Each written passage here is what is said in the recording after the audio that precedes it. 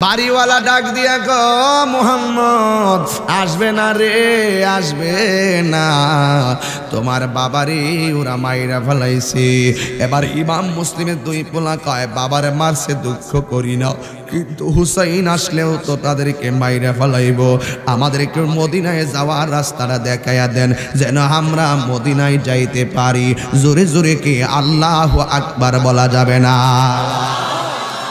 আম গাছ আম ধরে জাম গাছে, কতক্ষণ আম গাছে আম ধরে জাম গাছে, যেমন বাপ তেমন পোলা।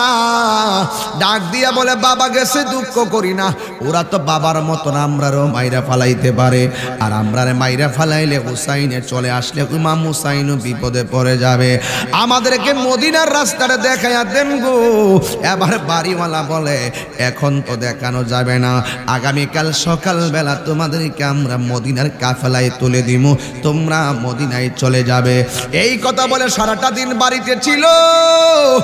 আর ওই দিক দিয়ে ইবনে জিয়াদে ঘোষণা করলো তোদের মধ্যে কে আছস? আমি শুনেছি ইমাম মুসলিমের দুইটা পোলা আছে কুফায়, এদেরকে কে ধরে আইনা দিতে পারবি? যদি ধরে আইনে দিতে পারিস তাহলে আমি তোমাদেরকে পুরস্কার দিব। এবার কেউ দাঁড়াইবার সাহস করে না, অনেকের মনের ভিতরে হতে একটা ভয় আছে না নাই রে বাবা?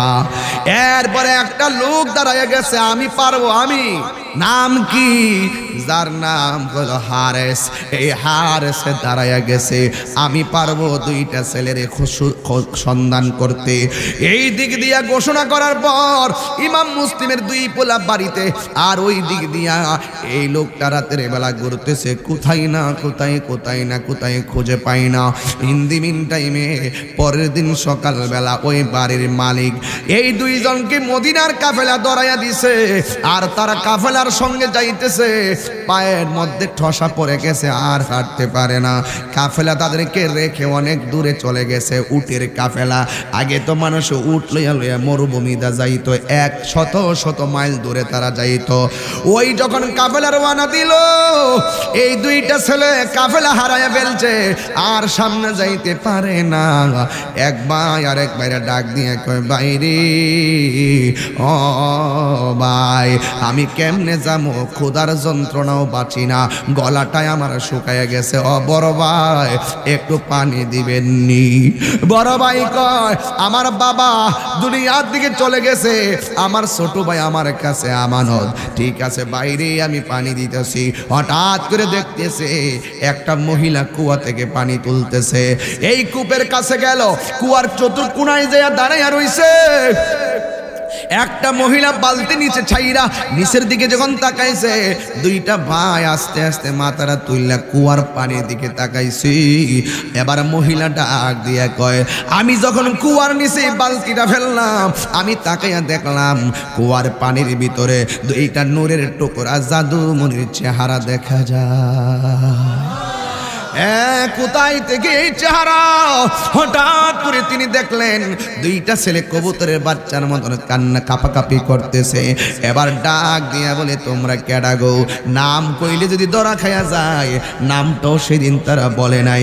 ডাক দিয়া বলে আমাদেরকে আপনার চিনবেন না, আমরা কইলাম মদিনার গোলাম। তোমরা কে গো? তোমরা কে? আমরা মদিনার গোলাম, আমরা মদিনায় যাব, রাস্তাটা বাতাইয়া দেন, একটু পানি দেন, গলাটা ভিজাই। এবার দুইজন পানি পান করে ক্লান্তি হইয়া কুয়ার পাশে বসে গেছে। এবার ওই মহিলাটা ডাক দিয়ে বালকের দলেরা, তোমরা এখন মদিনায় যাইতে পারবা না, রাস্তা বইলা যাইবা। তখন তো আর এক রোড ছিল না, আঁকা বাঁকা পাহাড়ি এলাকা ছিল, চেনা বড় কঠিন ছিল, কোনো লোকেশন ছিল না, টাওয়ার ছিল না, কোনো গাছগাছালি ছিল না, সাইনবোর্ড ছিল না, চাইলেই এত দূরে যাওয়া যেত না। ইন দি মিন টাইমে অনেক দূর দূর। ও যুবক, ইন দি মিন টাইমে ওই মহিলাটা ডাক দিয়ে গো, বাবুর দলেরা, মদিনার মেহমানেরা, আমি একটা কথা বলি তোমরা শুনবানি। কই কি? কই আমার কথা হলো, আমি একটা বাড়িতে কাজ করি, তুমি বাড়ির মধ্যে থাকবা, ওই বাড়ির মধ্যে থাকলে সকালবেলা আমি কাফেলা দরাইয়া দিব। এবার ওই মহিলাটা এই দুইজনকে বাড়িতে নিয়ে গেছে। ওই বাড়িতে যাওয়ার পরে তারে সুন্দর করে হাত পা ধোয়াইয়া খাওয়াইয়া ঘরের কোনার মধ্যে শোয়াইয়া দিল। যেই মাত্র শোয়াইয়া দিল, দুইজনের পায়ের তলার মধ্যে ঠসা ভরপুর। রাতের বেলা ঘুম আসে না, যেই কোনো ব্যথা রাতের বেলা একটু বেড়ে যায়। এই দুইটা ভাই, একটা বাইর আরেকটা ভাই কবুতরের জোড়ার মতন দইরা কাঁপতে কাঁপতে কাঁপতে কাঁপতে ঘুমাইয়া গেল। আল্লাহর লীলা খেলা বোঝা যায় না। যে হারস বলছিল আমি দইরাই না দিনু, সারা রাত দুইরা গাইরা হারসে বাড়িতে আইছে, দেখতেছে ওই দুইটা সন্তান তার ঘরের ভিতরে শুয়ে রইছে। জোরে জোরে কি আল্লাহু আকবার বলা যাবে না? দুইটা ভাই ঘুমায়া রইছে, আর এই দিক দিয়ে হারেস বলতেছে স্ত্রীকে ডাক দিয়া কই, শুনো আজকে দারুণ একটা অফার পেয়েছি, এই অফারটা যদি বাস্তবায়ন করতে পারি তাইলে আমাদের আর খেটে খাওয়া লাগবে না, বান্দিগিরি করা লাগবে না, কাজ করে খাওয়া লাগবে না। স্ত্রী ডাক দিয়ে কই, আপনি কি পেয়েছেন? কই এই আরবে দুইটা সন্তান আছে বা মুসলিমের দুইটা পোলা, এই দুইটা পোলারা যদি জিন্দা মরা দইরা নিতে পারি তাইলে আমাদের রাজা গভর্নর অনেক পুরস্কার দিবে। আমার তাড়াতাড়ি রাতের খাবার দাও। রাতের খাবার খাইলো, রাতের বেলা শুইয়া গেল। স্ত্রীকে ডাক দিয়া কয়, আমার সকাল সকাল তুল্লা দিও। আকাশে কান্দে বাতাসে কান্দে, কান্দে দরিয়ার পানি, দুই পুত্র হারায়া কান্দে ফাতেমা জননী রে। হায়রে আমার সোনার চন্দ্রমণি। আল্লাহ বলে ও জিবরাইল যাও না রে চলিয়া, 70,000 ফেরেশতা নামাও জানাজার লাগিয়া রে। হায়রে আমার সোনার চন্দ্রমণি।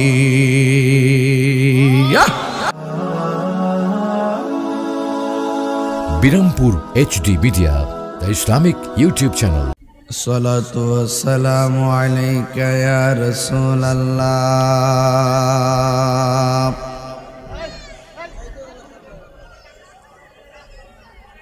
আসসালাতু ওয়াসসালামু আলাইকা ইয়া হাবিবাল্লাহ।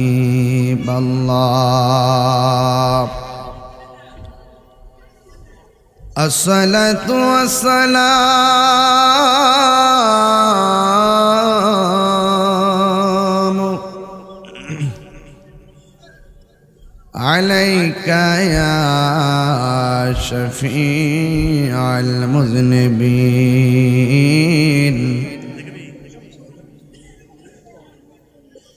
আসসালাতু ওয়াসসালামু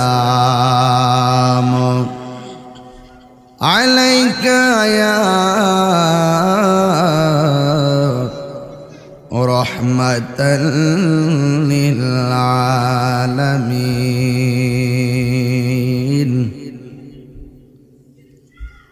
আলহামদুলিল্লাহ, আলহামদুলিল্লাহি রাব্বিল আলামিন। খালিকিস সামাওয়াতি ওয়াল আরদিন। আসসালাতু ওয়াসসালামু আলা রাসূলিহি মুহাম্মাদিন সাল্লাল্লাহু আলাইহি ওয়াসাল্লাম আল্লাযী আরসালাহু বিল হাক্কি বাশীরান ওয়া নাযীরা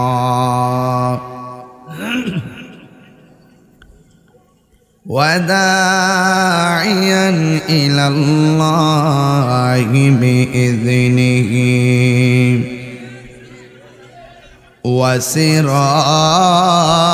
وسراجا منيرا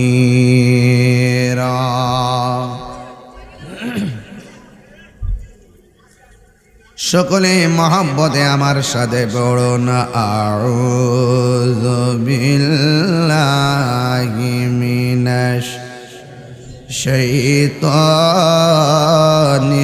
রাজীম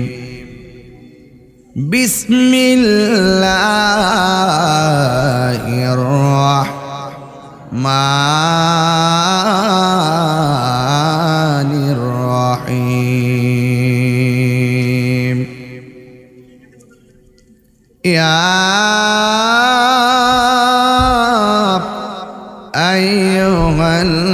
আইয়ুহাল্লাযীনা আমানু সাল্লু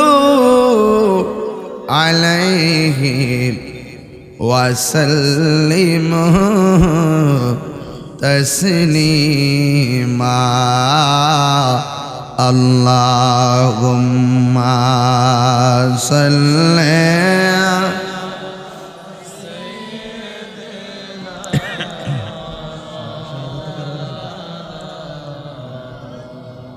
وعلى آل سيدنا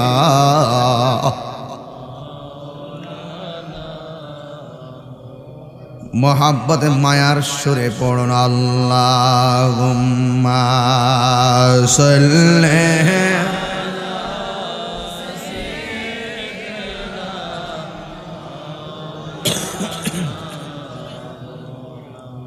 وعلى آل سيدنا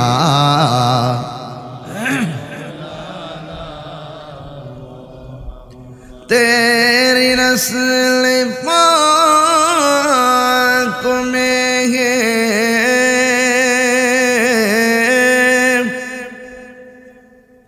बाचा बाचा नूर का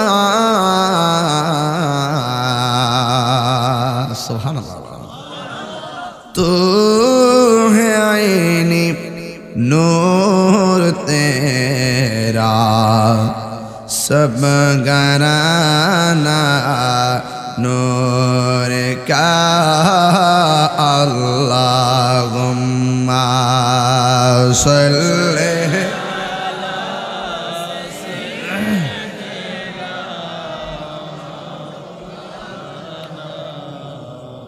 وعلى آل سيدنا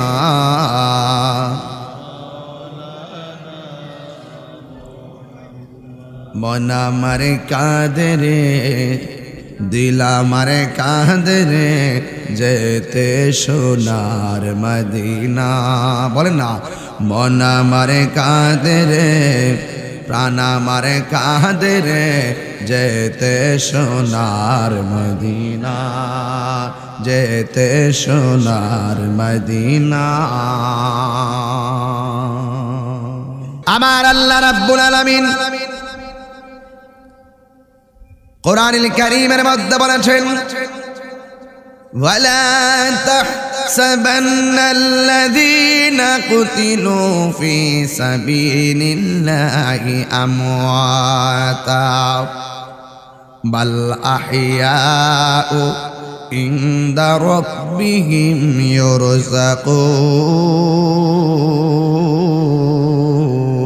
ইরযাকুন। আল্লাহ রাব্বুল আলামিন বলেন ওয়ালা তাহসাবান, তোমরা ধারণা করিও না, আল্লাযিনা যারা কুতিলু যাদেরকে মেরে ফেলা হয়েছে ফি সাবিলিল্লাহ আল্লাহর রাস্তায়, অর্থাৎ আল্লাহর রাস্তায় যারা জিহাদ করে জীবন দিয়েছেন এদেরকে তোমরা মৃত বলে ধারণা করিও না। বাল আহিয়া, এরা হলো জিন্দা, ইনদা রাব্বিহিম ইউরযাকুন, এই সমস্ত লোকগুলো আমার আল্লাহর পক্ষ থেকে জান্নাতের রিজিক খাইতেছে। জোরে জোরে কি সুবহানাল্লাহ বলা যাবে না? আল্লাহর পথে যারা জীবন দেয় ওরা কি মরা না জিন্দা? এই জন্য যুবক আমার আল্লাহর এক জায়গায় বলেছেন, এখানে তো বলছে তোমরা ধারণা করিও না, আবার এই জায়গাতে আমার আল্লাহ কয় ওয়ালা তাকুলু, তোমরা মুখেও বলিও না, চিন্তাও করা যাবে না। আল্লাহর পথে যারা জীবন দেয় ওরা মরা, এই কথা চিন্তাও করা যাবে না, মুখ দিয়াও বলা যাবে না। এরা হলো জিন্দা। আল্লাহকে প্রশ্ন করি, আল্লাহ কুল্লু নাফসিন যায়িকাতুল মউত, সব প্রাণী হলো মরণশীল, মরে গেলে তো আমরা মরাই বলি, আর এখানে বলতেছ তোমার পথে যারা জীবন দিবে এদেরকে মৃত বলা যাবে না। আল্লাহ বুঝলাম না ব্যাপারটা, আপনি বললেন সব মৃত, আবার এখানে বলতেছেন মৃত বলে ধারণাও করা যাবে না, মৃত বলে মুখ দিয়েও বলা যাবে না। আল্লাহ এই আয়াতের শেষ অংশে বলে দিয়েছেন ওয়ালাকিন লা তাশউরুন, এই মরাটাই যে কেমনে জিন্দা এটা বোঝার মতন মেমোরি আমি আল্লাহ পৃথিবীর কাউকে দান করি নাই, জানি একমাত্র আমি আল্লাহ। জোরে বলেন না সুবহানাল্লাহ।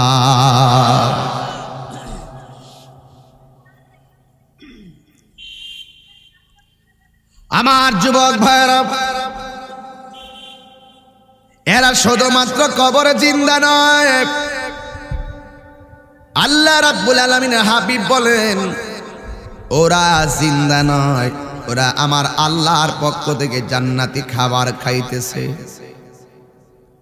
এরাও মানুষ, আমরাও মানুষ, আমরা কবরে গেলে খামু ফিডা, আর ওরা কবরে জান্নাতের খাবার খায়।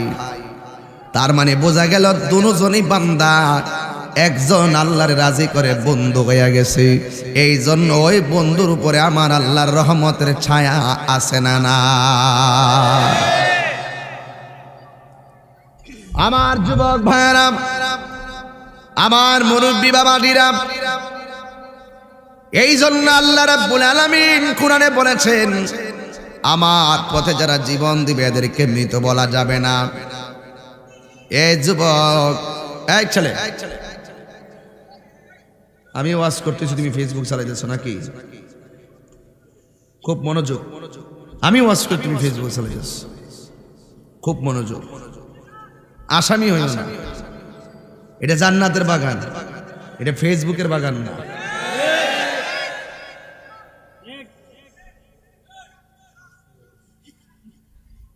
আমি ওয়াজ করি, ফেসবুক চালাই।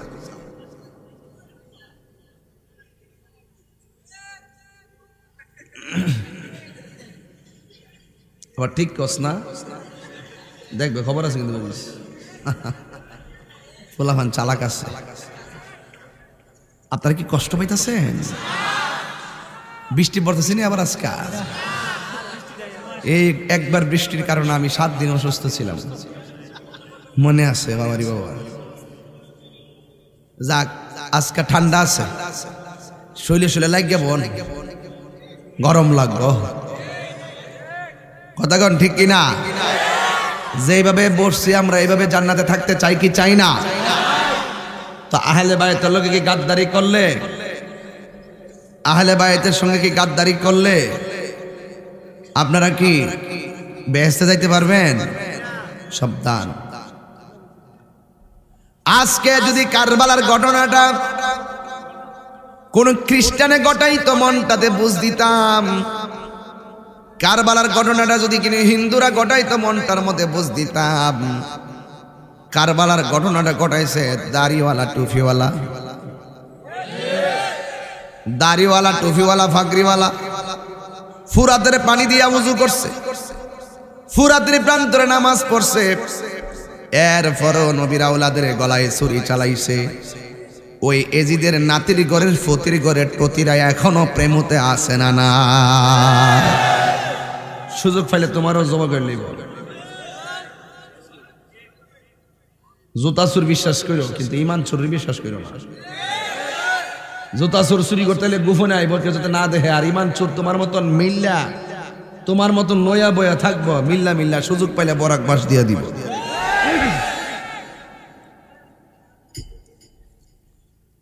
জাআল হক ওয়া সাহাকাল বাতিল ইন্নাল বাতিলা কানা সাহুকা। সত্য সমাগত, মিথ্যা দূরীভূত। অনেকে বলে নবীর আওলাদ ইমাম হুসাইন যুদ্ধ করার জন্য কুফায় গিয়েছে। আমি বলবো মিথ্যা কথা। তিনি যুদ্ধ করার জন্য যায় নাই, ওনার কাছে 40,000 চিঠি পাঠাইছে। ইবনে জিয়াদের গোষ্ঠীরা 40,000 চিঠি পাঠায় বলছে, হুসাইন আসুন আসুন, আমরা অসংখ্য লোক আপনার কাছে বায়াতে রাসূল গ্রহণ করব। আর আপনি যদি না আসেন, আমরা যদি আপনার কাছে মুরিদ না হইয়া মারা যায়, আল্লাহর দরবারে আপনার বিরুদ্ধে আমরা নালিশ করব। এমন এমন এমন ভাষার চিঠি দিয়া ইমাম হুসাইনের কে ওখানে নিয়ে গেছে। দেখা গেল ইয়া হুসাইন ইয়া হুসাইন বলে ওখানে নিয়ে গেল, কিন্তু ইমাম হুসাইনের জন্য তারা পানি বন্ধ করে দিয়েছে। কার লাগে রে পানি বন্ধ করছিস তোরা? যেই নবীর সৃষ্টি না হইলে পানি হইতো না, ওই নবীর নাতির জন্য পানি বন্ধ করে দিছে। কি জবাব দিবেন হাসরের ময়দানে? আমরা যখন এই ওয়াজ করি, আমরা বলি কিচ্ছা কই, কাহিনী কই। যেই মৌলবীগুলো এগুলা কথা কয়, এই মৌলবীগুলোরে বুলেট মারলো কারবালার ওয়াজ মুগ্ধ বাড়িত না।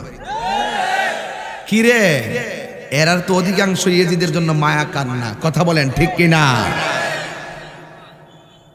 এজিদের নামে মসজিদও বানায় এই বেত্তমিজ গুলো। দেখবেন বলবে আমার মতন, বলবে এজিদের কোনো দোষ নাই, এজিদের কোনো দোষ নাই, এজিদকে কিছু বলা যাবে না, এত মায়া কান্না, এর দোষ নাই। এজিদ আমার নবীর নাতি ইমামে হুসাইন ওই কুফা নগরীতে যাওয়ার জন্য চিঠি পাঠাইছে গভর্নর। ইমাম হুসাইন বললেন, এ মুরব্বীরা, কি মাহবুব এই মাহফিল যে করছো, মুরব্বী লোকে পরামর্শ করছো নি? করছে, এটা সুন্নত। এটা কি? ইমাম হুসাইন রাদিয়াল্লাহু তাআলা আনহু মুরব্বীদেরকে নিয়ে পরামর্শ বসে গেলেন। ডাক দিয়ে বলতেছেন, ইয়া মুরব্বীরা, আমার কাছে কুফা নগরী থেকে চিঠি আসছে, আপনারা কি বলেন? আরে বাপটা যদি মূর্খ হয়, বাপের ব্রেইনের মতন তোমার ব্রেইন হবে না। বাপটা মারা যাওয়ার পরে দেখবা একটা সিদ্ধান্ত নিতে গেলে 100 বার চিন্তা করণ লাগে, এরপরে 100 ভুল হয়। কিন্তু বাপটা জীবিত থাকতে সিদ্ধান্ত নিতে চিন্তা করা লাগে নাই। বাবাই যেই সিদ্ধান্তটা করেছে, এই সিদ্ধান্তটাই বলবৎ এখনো আছে। কথা বলেন ঠিক কিনা? এই জন্য বলা হয়েছে, বাড়ির পাশে গাছ আছে, গাছটা যদি বড় হয়, তোমরা ফল না দিলেও গাছটারে কাইটো না। যদিও গাছটা ফল না দেয়, তোমার ছায়া দিবে। তোমার বাবা যদি বয়স হয়ে যায়, রুজি করে খাওয়াইতে পারে না, তাই বলে বাবারে ধমক দিও না, কারণ বাপটা যদি রুজি করে খাওয়াইতে না পারে, তোমার জন্য 2টা হাত তুলে বাবা দোয়া করবে। ইমামে হুসাইন শিখাইয়া দিয়া গেলেন, মুরব্বীদেরকে সম্মান করো। আমার নবী বলছে ওয়ালাম ইউআক্কির কাবীরানা ফালাইসা মিন্না, যে বড়কে সম্মান করে না সে আমার দলের অন্তর্ভুক্ত না। এই জন্য ইমাম হুসাইন মুরব্বীদেরকে বললেন, মুরব্বীরা দেখেন দেখেন চিঠি পাঠাইছে, আপনারা যা বলবেন তাই হবে। মুরব্বীরা বলল, হুসাইন এদের হাতের লেখা বড় সুন্দর, তলোয়ারের ব্যবহার বেশি ভালো না, এরা মুনাফিক। এই মুনাফিক প্রেম গ্রামে আছে না নাই? দেখবেন কি সুন্দর করে কথা কয়, মুনাফিকদের ভাষা অনেক সুন্দর। এমন চিঠি লেখছে, মুরব্বীরা বলছেন, ও হুসাইন কুফাবাসীর হাতের লেখা বড় সুন্দর, কিন্তু তাদের তলোয়ারের ব্যবহার ভালো না। মানে হলো তারা যদিও সুন্দর ভাষায় চিঠি লিখতেছে, মূলত এরা ম্যাক্সিমাম হলো মুনাফিক। এরপরে ইমাম মুসলিম আলাইহিস সালাম, এবার ইমাম হুসাইন সিদ্ধান্ত নিল, তাহলে কি করা যায়? আমি যাওয়ার আগে একটা প্রতিনিধি দল কুফার মধ্যে পাঠাবো। কে আসো যাবে? ইমাম মুসলিম ডাক দিয়া কই, আবু হুসাইন আমি যাব, আমি গিয়ে আগে অবস্থা দেখব, তারপরে আমি দাওয়াত যেতে পারি কি পারি না জানাবো। ইমাম মুসলিম যখন তিনি দাঁড়ায় গেছে, যেই মাত্র রওয়ানা দিয়ে দিছে, ওনার দুইটা সন্তান, একজনের নাম হলো মুহাম্মদ আর একজনের নাম হলো ইব্রাহিম। এই দুইটা ছেলে ডাক দিয়া বলে, বাবা ও বাবা গো, আপনি একলা যাবেন? আমরাও দুই ভাই যাইতে মন চাইতেছে, আমরাও আপনার সঙ্গেই যাব। ইমাম মুসলিম তার দুই সন্তান নিয়ে চলে গেল।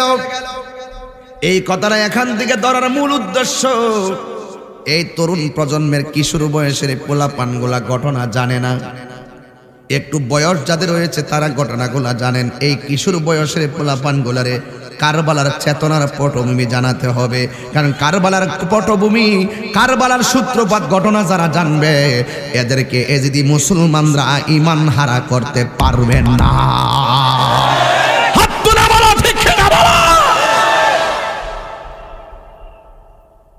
যুবক পোলাপান সাবধান বলে দিলাম, একটা গভীর ওয়াজ তুললাম। এই কারবালার চেতনা যে অন্তরে থাকবে, সে কখনো বাতিলের সঙ্গে আপোষ করবে না। সে হয়তো নামাজ পড়ো, রোজা রাখো, হজ করো, যাকাত দাও, যাই করুক না কেন, কপালে দাগ ফলাই দাও, তাকে টুকা দিবেন। তুমি বান্দাতন মানোনি, সে যদি বলে না। তুমি আহলে বাইত মানোনি, সে যদি বলে না। তুমি কি মানো? তুমি কারবালার তোমার ইমাম হুসাইন, ইমাম হাসান, মাওলা আলী, মা ফাতেমা, আহলে বাইতকে তুমি মানো, সে যদি বলে যে না, কারবালা কি বুঝি না, তাইলে আপনি তাকে বলবেন আমি তোকে চিনি না। এগুলো হলো ইমানের মাপকাঠির জায়গা। এই জায়গাগুলো ইমানের মাপকাঠির জায়গা। কথা বলেন ঠিক না বেঠিক? আহলে বাইতের মহব্বত ইমানের অবিচ্ছেদ্য অংশ। আহলে বাইতের বিরুদ্ধবাদীরা কখনো জান্নাতের গ্রাণ পাবে। এবার দুইজন দাঁড়ায় গেছে, একজন হলো ইমাম মুসলিম আর দুইটা ছেলে মুহাম্মদ আর ইব্রাহিম। এই ছেলে তুমি দাঁড়াও, ওঠো। একজনের নাম কি? ইমাম মুসলিম। আর একজনের নাম মুহাম্মদ, আর একজনের নাম ইব্রাহিম। মোহাম্মদ ইব্রাহিম হলো ইমাম মুসলিমের ছেলে, বুঝছো? ইমাম হুসাইন যখন বলছে ওই দেশে যাবে, হ্যাঁ, তখন তারা দুইজন বলছে আগে আমরা গিয়ে দেখে আসি তাদের অবস্থাটা কি। না না না না না, এদেরকে ক্লাসের মতো বুঝাইতেছি, নাইলে এই প্রজন্মটা এই বয়স থেকে যদি কারবালার দীক্ষাটা পায়, আলা দেখবেন খোদা কি কসম, ওয়াহাবিরা, বেঈমানেরা, লামাযহাবিরা কখনো ঈমান হারা করতে পারবে না। এই দুই হাত তুলে বলো ঠিক কি না বলো। নারে তাকবীর, নারে রিসালাত, ইয়া রাসূলুল্লাহ, নারে গাউসিয়া, এজিয়া দরবার শরীফ, এজিয়া দরবার শরীফ, আল্লামা পীর মুফতি গিয়াসউদ্দিন আত-তাহরি বাবাজান কিবলা। একজনের নাম হলো মুহাম্মদ, আরেকটা ছেলের নাম ইব্রাহিম। চেহারা বড় সুন্দর, ফুটফুটে দুইটা নূরের টুকরা লইয়া ইমাম মুসলিম রওনা দিলেন ওই কুফা নগরীতে যাবেন। দেখেন কি অবস্থা, দেখেন যাওয়ার সাথে সাথে ইবনে জিয়াদের গোষ্ঠীরা সালাম কালাম দিয়া মসজিদ বইরা গেছে। হাজার হাজার লোক প্রথম ওয়াজ শুনাই তারা মুরিদ হয়ে গেছে। ইমাম মুসলিম কয় এদের চাহিদা হলো হুসাইন, আর আমি হইলাম হুসাইনের প্রতিনিধি। আমার কাছে যদি এইভাবে মুরিদ হয়ে যা, হুসাইন আইলে তো সবই মুরিদ হয়ে যাবো। একটা কাগজ লইছে, লয়া সিডি একখান পাঠাই দিছে, হুসাইন এই দেশের পরিস্থিতি খুব বালা, আপনি তাড়াতাড়ি আসুন। চিঠি পাইয়া তো ইমাম হুসাইন খুব খুশি। আর ওই দিক দিয়া আরেক জায়গার গভর্নর সেই ইবনে জিয়াদ ডাক দিয়ে কিরে, তার কাছে যদি এত লোক মুরিদ হইয়া যায় তাহলে আমার অবস্থা কি হইব? এই যারা ইমাম মুসলিমের কাছে মুরিদ হইছ, সূর্য ওঠার আগে মুরিদ প্রত্যাখ্যান করবা, আর যদি প্রত্যাখ্যান না করো তাহলে আমার তলোয়ার দিয়ে তাদের গলা কেটে গর্দান থেকে আলাদা করে দিব। কিন্তু ইবনে জিয়াদ ছিল খুব পাওয়ারফুল গভর্নর। এজিদের কয়েকটা প্রদেশের মধ্যে একটা মারাত্মক প্রদেশের গভর্নর ছিল কুফার ইবনে জিয়াদ। আর পাওয়ারফুল নেতা যখন এই ঘোষণা করছে, ফজরের নামাজ পড়াইতে গেছে, ইমাম মুসলিম যায়া দেখে প্রথম দিন মসজিদের ভিতরবর্তী বারান্দাবর্তী বাহিরে মানুষ চলে গেছে, কিন্তু পরের দিন ফজর পড়াইতে যাইয়া দেখে মসজিদের বাহিরে মুসল্লির খবর নাই, বারান্দায়ও মুসল্লির খবর নাই, ভিতরে মুসল্লি কইমা গেছে।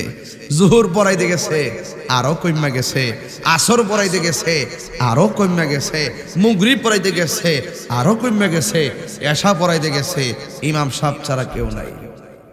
আই হায় হায় হায়, আগের দিন কি চিত্র দেখলাম, এখন কি অবস্থা? নাকি মুরব্বীরা যেটা কইছিল ইডি সঠিক, এরা বেশ কিমা মুনাফিক। আহারে, আমি না চিঠি পাঠাই দিছি হুসাইনের কাছে, এখন কি হবে? না না না না না, সকাল হলে আমি নিজেই চলে যাব আমার সন্তান নিয়ে, কারণ ইমাম মুসলিম ইমাম হুসাইন আসলে তাকে তারা ছাড়বে না। বুঝতে পেরেছি ওরা যদিও নামে মুসলমান, কাজে মুনাফিক। ঠিক কিনা? এবার রাতের বেলা সিদ্ধান্ত নিল, আর ওই দিক দিয়ে ইবনে জিয়াদে ঘোষণা করলো ইমাম মুসলিম যেন কোনোভাবে পলায়ন করতে না পারে। এই দেশের কন্ডিশন হুসাইন জানলে আর আসবে না, তাকে যেইভাবে হোক বন্দি করে ফেলতে হবে। দুইজন ঘাতক লাগাইয়া দেওয়া হলো। এই দুইজন ঘাতক ইমাম মুসলিমের ঘরের দরজায় রাতের গভীর রজনীতে দুইটা তলোয়ার নিয়ে দাঁড়াইয়া রইছে। ইমাম মুসলিম মনে মনে ভেবেছিলেন সকালবেলা তিনি বের হয়ে চলে যাবেন ইমাম হুসাইনের কাছে, কিন্তু দেখা গেল ইমাম হুসাইনের প্রতিনিধি ইমাম মুসলিম যখন তিনি ঘর থেকে বের হবেন সকালবেলা, হঠাৎ করে তাকিয়ে দেখেন দুই পাশে দুইজন ঘাতক দাঁড়িয়ে আছে তলোয়ার নিয়ে। এইভাবে ইমাম মুসলিমের ঘাড়ের মধ্যে ধরে দিল। ইমাম মুসলিম বলতেছেন, তোমরা না আমার গতকাল মসজিদের মুসল্লি ছিলা, আজকে আমার ঘাড়ের মধ্যে তোমরা তলোয়ার ধরলা, কারণ কি? ওরা ডাক দিয়ে কয়, আপনাকে বন্দি না করতে পারলে আমরা বাঁচতে পারবো না, আমাদের নেতার নির্দেশ আমরা অমান্য করতে পারবো না।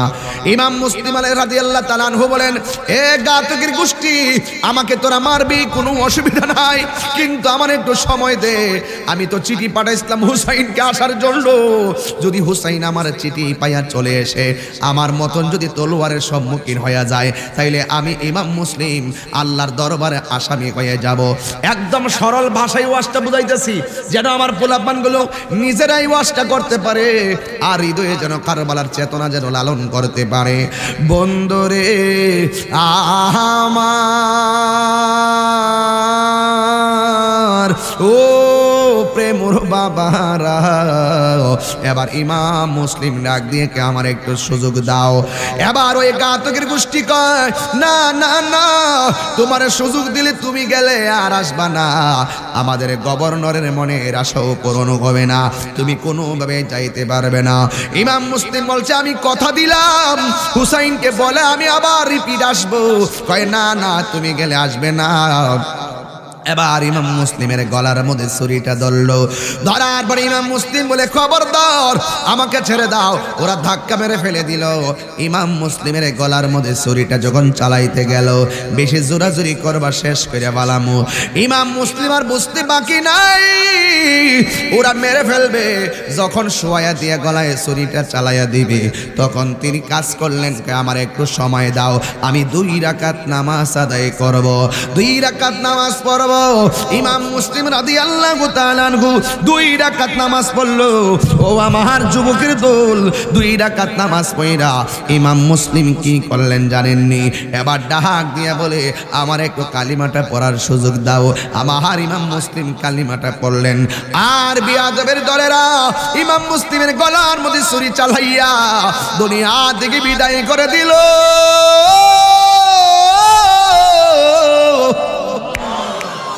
হাই রে আমার প্রেমবাসী, ইমাম মুসলিম অন্য কিছু চাই নাই, 2 রাকাত নামাজটা কেন পড়তে চাইলো? 2 রাকাত নামাজ পড়া ইমাম মুসলিম বুঝাইয়া গেছে তোদের নামাজ আমার নামাজ এক না। আরো জোরে কোন ঠিক কিনা? আজকে যে মুসলমানদের মধ্যে বাঘ দেখতেছেন, বাঘ কেন? এই বাঘটাই তো এই কারওয়ালার বাঘ। ওই দিকে ইজিদের দিকে যার দরদ বেশি, এরাই হুসাইন প্রেমিক থেকে একটু দূরে থাকে। কথা বলেন ঠিক কিনা? এবার 2 রাকাত নামাজ পড়া বুঝাইলো এদের নামাজ আর আমার নামাজ এক নামাজ না। এই জন্য তিনি নবীর মুহাম্মদে নামাজ পড়ে দুনিয়া থেকে বিদায় হয়ে গেল। ওই দিকে দিয়া হুসাইন পাপন জন্নিয়া সব রেডি। আর এই দিক দিয়ে ইমাম মুসলিমের সঙ্গে ছিল কয় ছেলে? কথা কয় না, আর জোরে কন্যা রে বাবা। নাম কি? মুহাম্মদ আর ইব্রাহিম, 2টা ছেলে। ওই যে সকালবেলা ঘুম থেকে ওইটা কয় ও বাড়িওয়ালা, বাবা তো সকালবেলা প্রতি নামাজের পরে আইসা আমরার খবর নিত। আমার আব্বা দি আজকে নামাজের টাইম হয়ে সূর্য উঠে গেছে, আমার আব্বা দি আসে না। বাড়িওয়ালা ডাক দিয়া গো মুহাম্মদ আসবে না রে, আসবে না, তোমার বাবারে ওরা মাইরা ফেলাইছে। এবার ইমাম মুসলিমের 2 পোলা কয় বাবারে মারছে দুঃখ করি না, কিন্তু হুসাইন আসলেও তো তাদেরকে মাইরা ফেলাইব। আমাদেরকে মদিনায় যাওয়ার রাস্তাটা দেখাইয়া দেন যেন আমরা মদিনায় যাইতে পারি।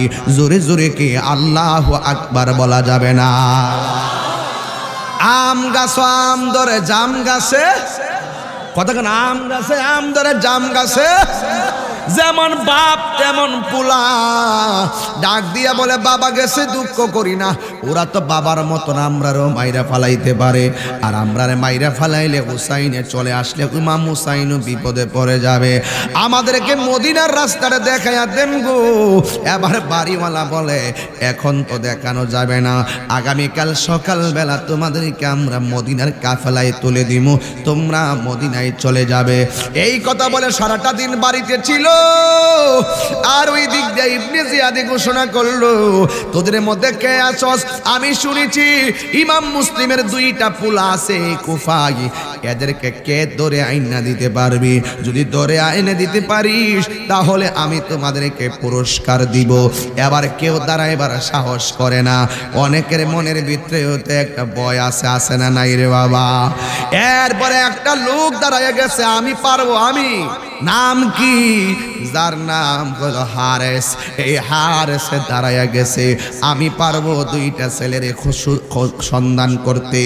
এই দিক দিয়া ঘোষণা করার পর ইমাম মুসলিমের 2 পোলা বাড়িতে, আর ওই দিক দিয়া এই লোকটা রাতের বেলা ঘুরতেছে, কোথায় না কোথায় খুঁজে পাই না। ইন টাইমে পরের দিন সকালবেলা ওই বাড়ির মালিক এই 2 জনকে মদিনার কাফেলা ধরাইয়া দিছে। আর তারা কাফেলার সঙ্গে যাইতেছে, পায়ের মধ্যে ঠসা পড়ে গেছে, আর হাঁটতে পারে না। কাফেলা তাদেরকে রেখে অনেক দূরে চলে গেছে, উটের কাফেলা। আগে তো মানুষ উট লইয়া লইয়া মরুভূমিতে যাই যাইতো, 100 মাইল দূরে তারা যাইতো। ওই যখন কাফেলা রওনা দিল, এই দুইটা ছেলে কাফেলা হারায়া ফেলছে, আর সামনে যাইতে পারে না। এক ভাই আর এক ভাইরা ডাক দিয়ে কয়, ভাইরে ও ভাই, আমি কেমনে যাবো? ক্ষুধার যন্ত্রণাও বাঁচি না, গলাটায় আমার শুকায় গেছে। ও বড় ভাই, একটু পানি দিবেননি? বড় ভাই কয়, আমার বাবা দুনিয়ার দিকে চলে গেছে, আমার ছোট ভাই আমার কাছে আমানত। ঠিক আছে বাইরে, আমি পানি দিতেছি। হঠাৎ করে দেখতেছে একটা মহিলা কুয়া থেকে পানি তুলতেছে। এই কূপের কাছে গেল, কুয়ার চতুর্কোণায় যেয়া দাঁড়াইয়া রইছে। একটা মহিলা বালতি নিচে ছাইরা নিচের দিকে যখন তাকাইছে, দুইটা ভাই আস্তে আস্তে মাথাটা তুললা কুয়ার পানির দিকে তাকাইছি। এবার মহিলা ডাক দিয়ে কয়, আমি যখন কুয়ার নিচে বালতিটা ফেললাম, আমি তাকাইয়া দেখলাম কুয়ার পানির ভিতরে দুইটা নূরের টুকরা জাদুমণির চেহারা দেখা যায়। কোথায় থেকে এই চেহারা? হঠাৎ করে তিনি দেখলেন দুইটা ছেলে কবুতরের বাচ্চার মতন কান্না কাপাকাপি করতেছে। এবার ডাক দিয়া বলে, তোমরা কেডা গো? নাম কইলে যদি ধরা খায়া যায়, নামটাও সেদিন তারা বলে নাই। ডাক দিয়া বলে, আমাদেরকে আপনি চিনবেন না, আমরা কইলাম মদিনার গোলাম। মদিনার গোলামি আমায় দে ও মুর্শিদ মোরে, মদিনার গোলামি আমায় দে। সাউন্ডটা তুইলা দেন, মাইকের সাউন্ডটা।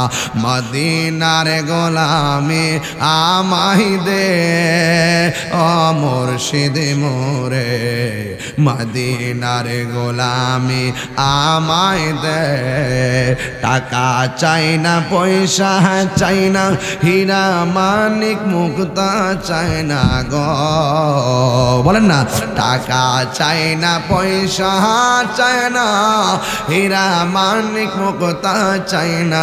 ভাঙ্গা কপাল, ভাঙ্গা কপাল, ভাঙ্গা কপাল জোড়া লাগাই দে ও মুর্শিদ মোরে, মদিনার গোলামি আমায় দে, মদিনার গোলামি আমায় দে ও মুর্শিদ মোরে, মদিনার গোলামি,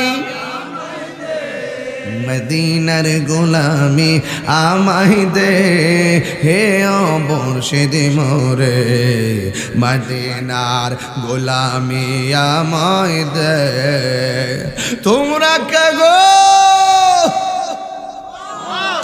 তোমরা কে? আমরা মদিনার গোলাম, আমরা মদিনায় যাব, রাস্তাটা বাতায়া দেন, একটু পানি দেন, গলাটা ভিজাই। এবার দুইজন পানি পান করে ক্লান্তি হইয়া কুয়ার পাশে বসে গেছে। এবার ওই মহিলাটা ডাক দিয়ে কয়, বালকের দলেরা, তোমরা এখন মদিনায় যাইতে পারবা না, রাস্তা বইলা যাইবা।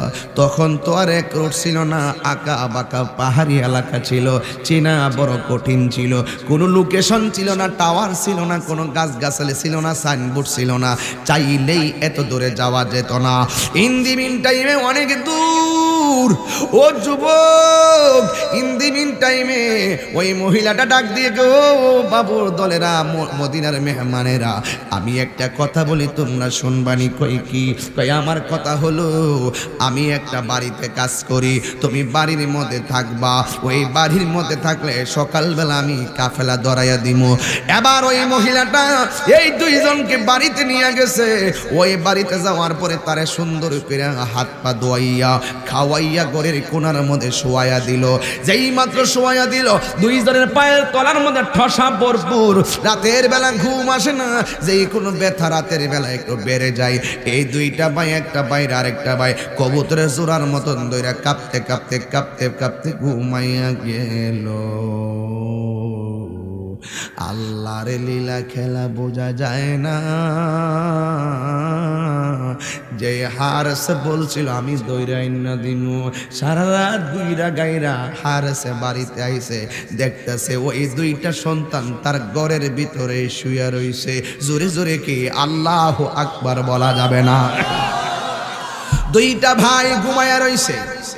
আর এই দিক দিয়ে হারেস বলতেছে স্ত্রীকে ডাক দিয়া কই শুনো, আজকে দারুণ একটা অফার পেয়েছি, এই অফারটা যদি বাস্তবায়ন করতে পারি তাইলে আমাদের আর খেটে খাওয়া লাগবে না, বান্দিগিরি করা লাগবে না, কাজ করে খাওয়া লাগবে না।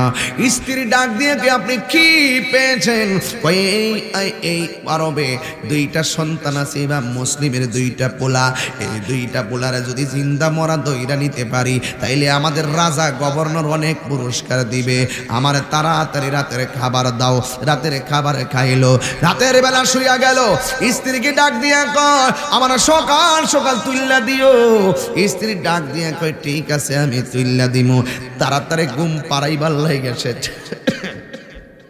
তাড়াতাড়ি ঘুম পাড়াইবার লাগে চেষ্টা করতেছে। একটা কথা মনে রাখবেন, লোভ আসলে ঘুম হয় না। আরো জোরে কোন ঠিক কিনা? লোভে পাপ, পাপে মৃত্যু। লোভ, হিংসা, অহংকার এই দুইটা মানুষের জীবনকে শেষ করে দেয়। যেমন করে ছোট্ট পোকাগুলো কাঠ খায়া শেষ করে দেয়, ঠিক এমন ভাবে লোভ, হিংসা আর অহংকার তোমার নেক আমলগুলাকে ধ্বংস করে দেয়। ইন দি মিন টাইমে স্বামী ডাক দেয়া কয় আমার সকালবেলা তুইল্লা দিও। কিন্তু স্ত্রীকে ঠিক আছে আপনি ঘুমাইয়া যান, অনেক রাত্র হয়ে গেছে, আপনি ঘুমাইয়া যান। এবার তার চোখের মধ্যে ঘুম আসে না, অনেক রাত্র হয়েছে, তার চোখের মধ্যে ঘুম আসে না।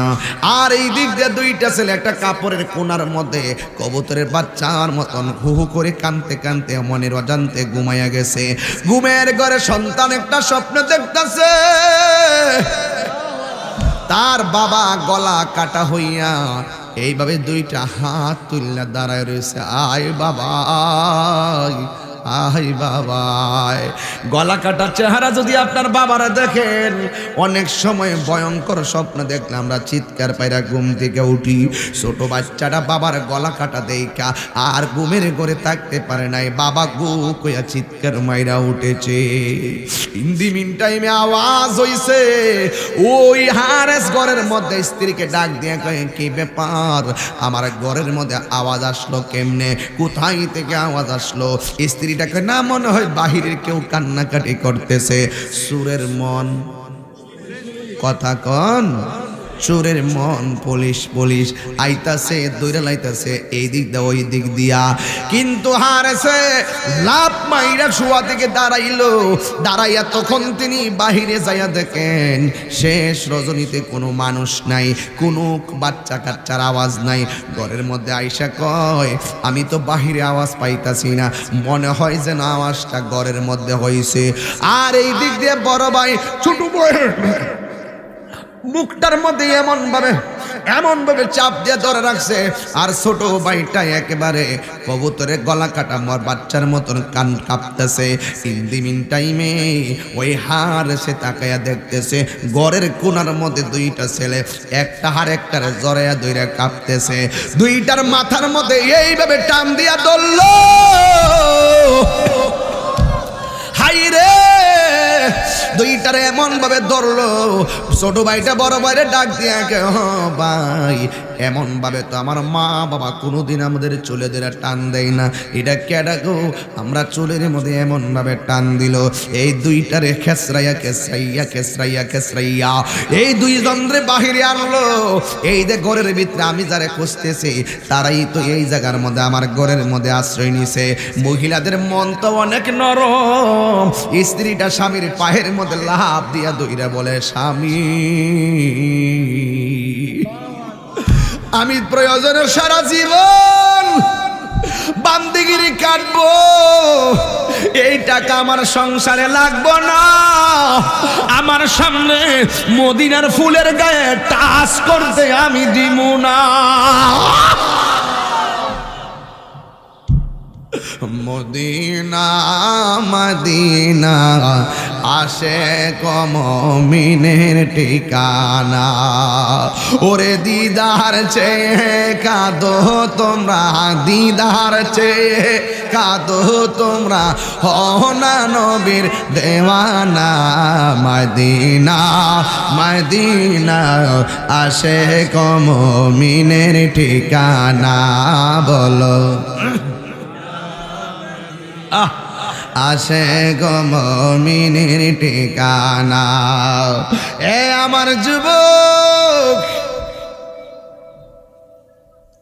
ও আমার প্রেমর বন্ধুরা,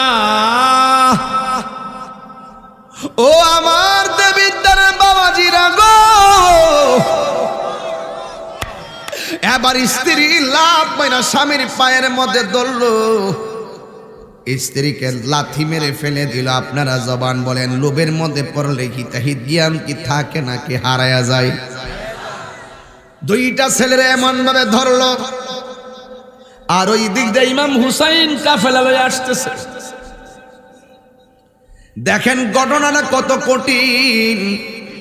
আর এই দিক দিয়ে ইমাম মুসলিম দুনিয়াতে নাই। দুইটা ছেলে আবারও হারেসের কাছে বন্দী হইয়া গেল। এই দুইটা ছেলে ডাক দিয়ে কি ব্যাপার, আপনি আমাদের চোখের মধ্যে এমন ভাবে বাতলে, এমন ভাবে গলার মধ্যে চুলের মধ্যে টান দিয়া ধরলেন কেন? আমরা কি অন্যায় করেছি? কয়ে কোনো অন্যায় না, তোমাদেরকে ধরে নিয়ে যাব রাজ দরবারে। দুইটা ছেলে ডাক দিয়ে কে, হে হারেস, আপনি আমরা নিয়ে যাবেন, কোনো অসুবিধা নাই, কিন্তু আমরা একটু মদিনায় যাবার সুযোগ দিয়ে দেন। মনে হয় যেন আমার বাবার চিঠি পাইয়া হুসাইনে চলে আসতেছে, আমরা যাইয়া হুসাইনকে না করব যেন এখানে না আসে। আমরা কথা দিলাম, আমরা দুই ভাই ইচ্ছায় আইসা আপনাদের তলোয়ারের নিচে আমাদের গর্দানটা বিছাইয়া দিব, আমাদেরকে একটু সময় দেন, আমরা হুসাইনের কাছে চলে যাই। কিন্তু লোভে পড়লে মানুষ কোনো বাধা মানে না। দেখবেন রাস্তায় ডাকাত ধরলে আপনি যতই ভালো কথা কন না কেন, হঠাৎ করে আপনার গায়ের মধ্যে দাও দিয়া কোদাল দিয়া কুপ মারে। কেউ কোনোভাবে লোভে পড়লে হিতাহিত জ্ঞান থাকে না। এই জন্য ওই দুইটা ছেলে ডাক দিয়া কই ছেড়ে দেন। এবার দুইজনের ধাক্কা মাইরা ফালাইয়া কয়, বেশি বাড়াবাড়ি করবি তোকে কিন্তু জবাই করে ফেলামো। এবার ইমাম মুসলিমের দুই পোলা, একজনের নাম হলো ইমাম মুহাম্মদ আর একজনের নাম হলো ইমাম ইব্রাহিম, বাবার মতো ডাক দিয়া কয়, ও আল্লাহর বান্দা, তুমি বুঝতে পেরেছি আমাকে মদিনায় যাওয়ার জন্য দিবে না, মনে হয় তুমি আমার বাবার মতো মাইরাই ফালাইবা, কিন্তু আমরা রে 2 রাকাত নামাজ পড়ার সুযোগ দাও। এবার এই দুইটা ছেলে বাপের মতন 2 রাকাত নামাজ ঠিকই পড়ছে। কইরা ডাক দিয়া কয়, তোমরা তো আমাদের কোনো কথাই মানলা না, এখন একটু সময় দাও না, আমরা হুসাইনের কাছে যাই। ওই দিক দিয়ে ইমাম হুসাইন অর্ধেক রাস্তা চলে এসেছে। ইমাম মুসলিমের একটা কন্যা ছিল হুসাইনের কাফেলায়। একটু পরে পরে ইমাম মুসলিমের কন্যার মাথায় পানি ঢেলে দিচ্ছেন ইমাম হুসাইন, আর বারবার মস্ক দিকে পানি পান করাইতেছে।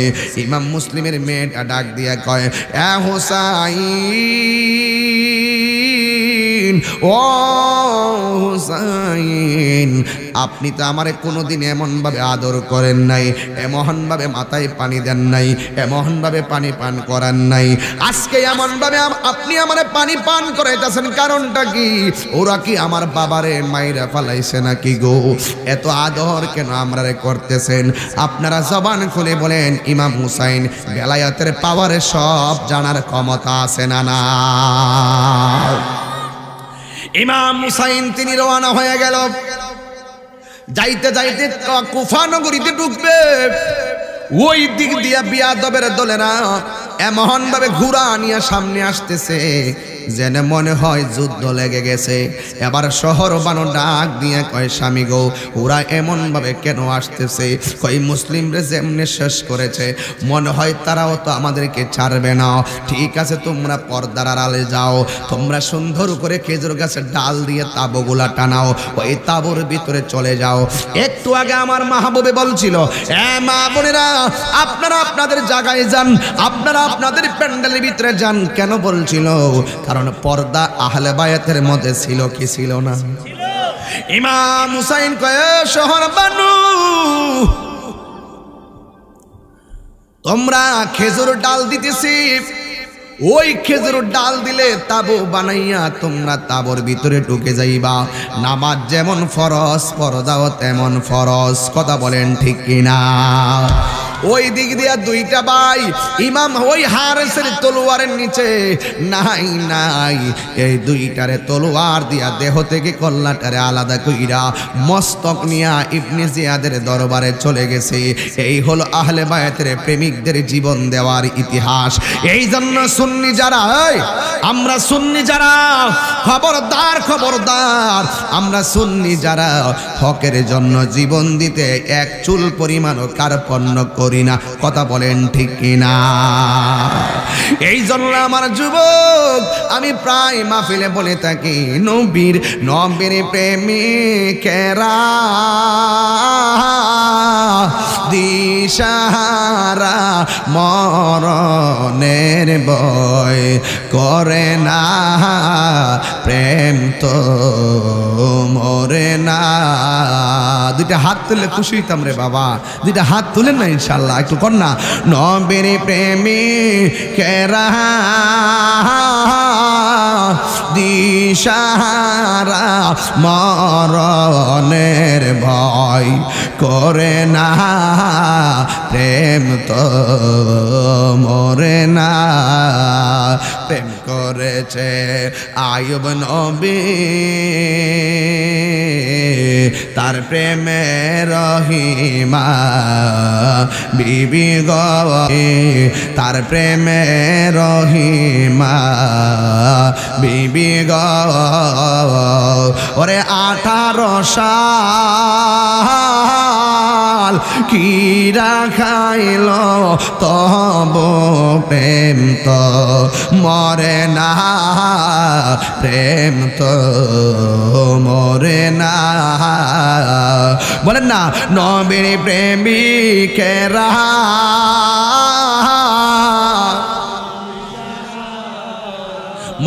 মরণের ভয় করে না, প্রেম তো মরে না।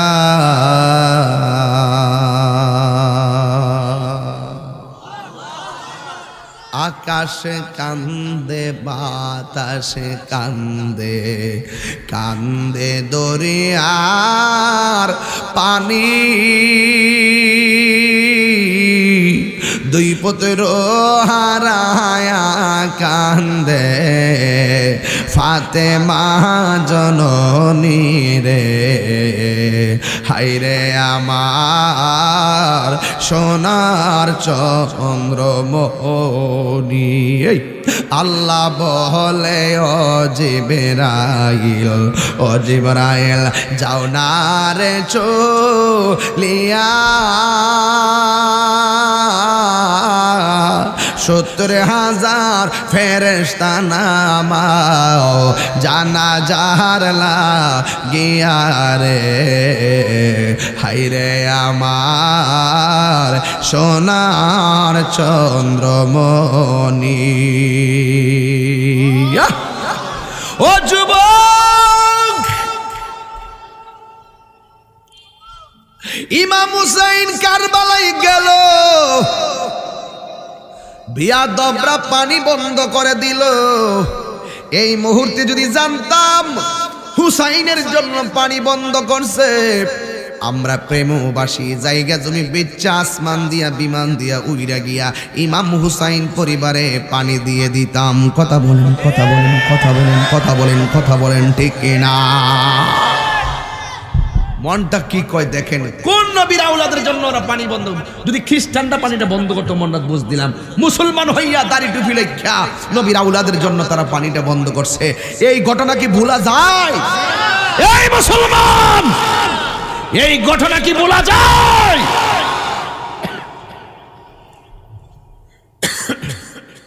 অনেকে বলে আমরা অতিরিক্ত কথা বলি, তাহিরি কি অতিরিক্ত কথা বলে?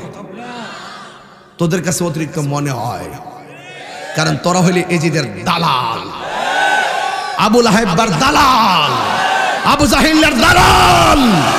যারা হুসাইন প্রীতিকে বলে ভণ্ডামি, এরা কখনো সত্যিকার মুসলমান হতে পারে না। প্রেমবাসী কি আমার সঙ্গে একমত আছেন? একমত আছেন? আমরা সবাই হুসাইনের জন্য হুসাইনি আদর্শ হৃদয়ে লালন করতে চাই কি চাই না? এবার দেখেন ইমাম হুসাইন পরিবারের একের পর এক পানি বন্ধ করলো, একের পর এক আলী আওলাদদেরকে শহীদ করতে শুরু করলো। আপনারা বলুন তো তাদের কোনো অপরাধ ছিল? 6 মাসের বাচ্চাদের পর্যন্ত শুনে দাঁড়াও, মাহবুবের সঙ্গে আমার বিরোধ থাকলে হবে, এই বাচ্চার কি দোষ আছে? এটা তো মনে হয় 6 বছর হবে, 5-6 বছর হবে, কিন্তু 7 বছর হতে পারে, 6 বছর, হ্যাঁ 6-7 এমনই তো। আমার জিফুত হওয়ার পর বয়সটা বুঝে আর কি, বাচ্চার কত বছর হইতে পারে একটা আইডিয়া করতে পারি আর কি। 6 মাসের বাচ্চা, 6 বছর না 6 মাসের বাচ্চা এইভাবে লয়ে গেছে, এইভাবে যাই বলছে ফুরাতবাসীরা আমার এই বাচ্চাটা লেগে একটু পানি দাও। ওরা উপর থেকে খবরদার পানি দিবি না, তীর মেরা দে। একটা তীর মারছে, বাচ্চাটার কলিজা ছিদ্র হয়ে গেছে। যেই বাচ্চাটা তাকাইতে পারতো না পানির জন্য, মুখ লড়াইতে পারতো না ক্লান্ত হওয়ার কারণে, সেই বাচ্চাটা তীরবিদ্ধ হওয়ার পরে বাপের দিকে এমনি চায়া রইছে, চায়া বুঝাইতেছে বাবা আর পানি লাগতো না, আমি আল্লাহ হাউজে কাউসারের পানি পান কইরা ফেলাইছি। বাচ্চাটারে নিয়ে শহর বানুর কাছে গেল, স্বামী দেখছেন আমার ছেলে পানি পান করে কেমনে ঘুমায় গেছে। ইমাম হুসাইন বলেন শহর বানু এমন পানি পান করছে জীবনে তোমার কাছে আর পানি চাইব না। এমন পানি পান করে ঘুমাইছে জীবনে কোনোদিন এই ঘুম থেকে উঠে তোমাকে মা বলবে না। নাই নাই শিশু আসগর নাই, এরপরে একের পরে আলী আকবর নাই, আলী আসগর নাই, একের পরে এক সব চলে যাচ্ছে, সব চলে যাচ্ছে, সব চলে যাচ্ছে।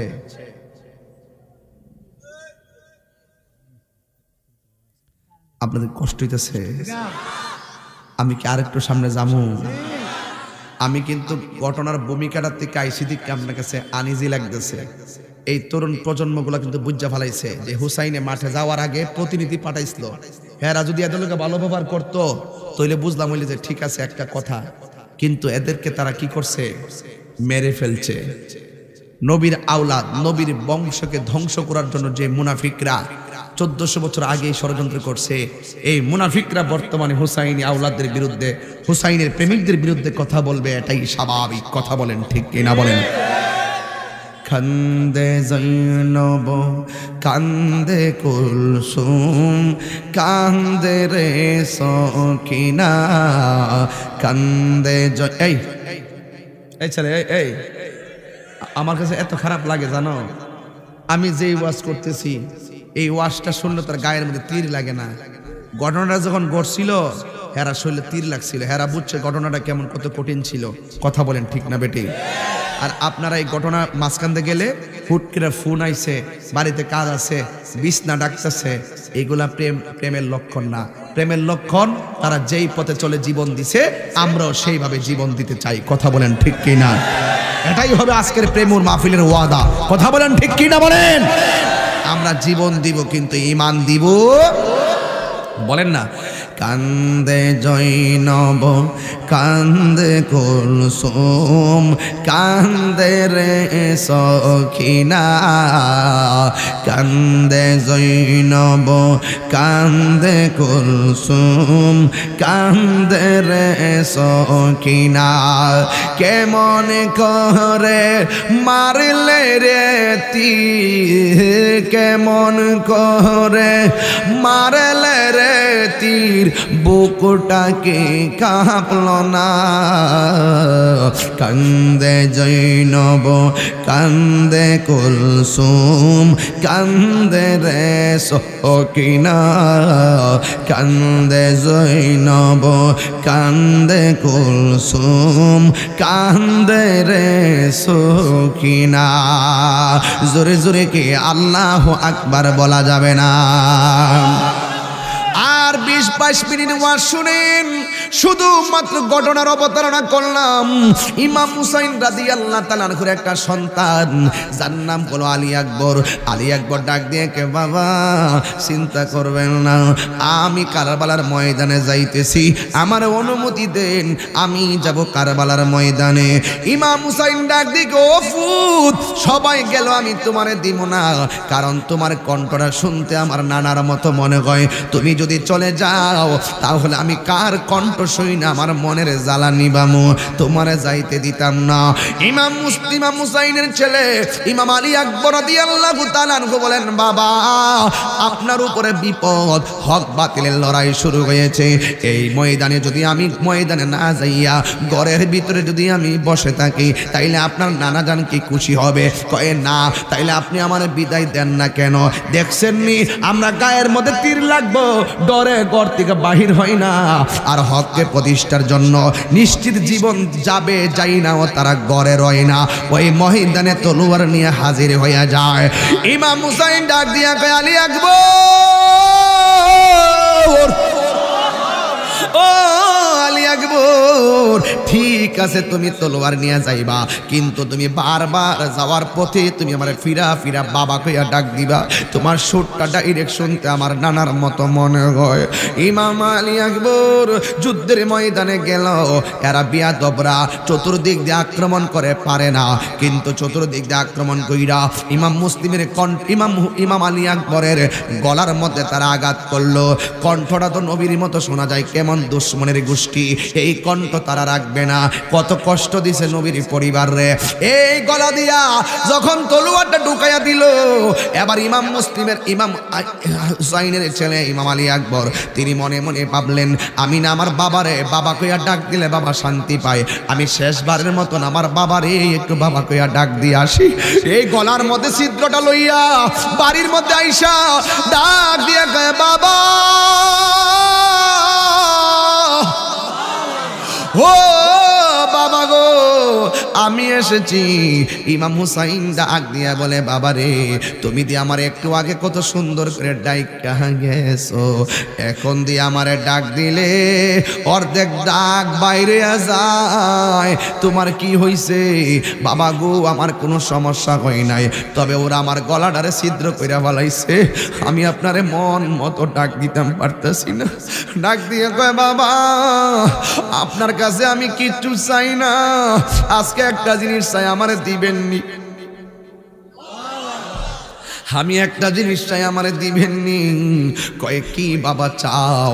কয়ে বাবা আমি যুদ্ধ করতে করতে বড় ক্লান্ত হইয়া গেছি, আমার কলিজাটা শুকাইয়া গেছে, দয়া করে আমার গলার মধ্যে একটু পানি দিয়া দেন না। এই মাত্র ইমাম হুসাইন কয়, হাই রে, আমি কেমন মা বাবা হইলাম, আমার পোলা আমার কাছে পানি চায়, কিন্তু আমি পানি দিতে পারতেছি না, মস্কের ভিতরে পানি নাই, ওই ফুরাতের পানি আছে কিন্তু পানি আনার কোনো সুযোগ নাই, আমি কেমনে আমার জাদুমণিরে আমি পানি দিব? আমার বাবা, আমি কেমন বাবা হইলাম, আমার পোলা আমার কাছে পানি চাই। এই পৃথিবীর মধ্যে দুইটা জিনিসের বাধা দিতে নাই, একটা হলো তোমার বাবা, একটা হলো রাস্তা, আর একটা হলো পানি। এই দুইটা জিনিসের বাধা দিতে নাই। আজকে আমার সামনে পানি আছে, আমার জাদুমণি পানি চাই, আমি পানি দিতে পারি না। এই প্রেমবাসী, দেবিদ্বারবাসী, চান্দিনাবাসী, তোমাদের কাছে জানতে চাই, ওই দিন যদি ইমাম হুসাইন আল্লাহকে বলতো, আল্লাহ আমার মস্কে পানি নাই, তুমি আমাকে হাউজে কাউসারের পানি দাও, আমার আল্লাহ পানি দিত কি দিত না?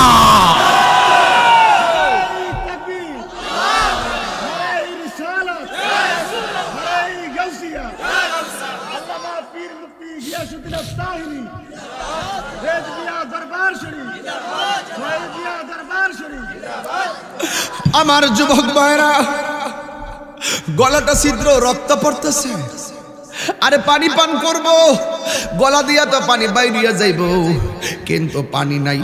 ইমাম হুসাইন বলে, বাবা ও বাবা, তুমি আমার কাছে পানি চাইছে, একটু লম্বা হয়ে শুইয়া যাও, আমি তোমারে পানি দিতেছি।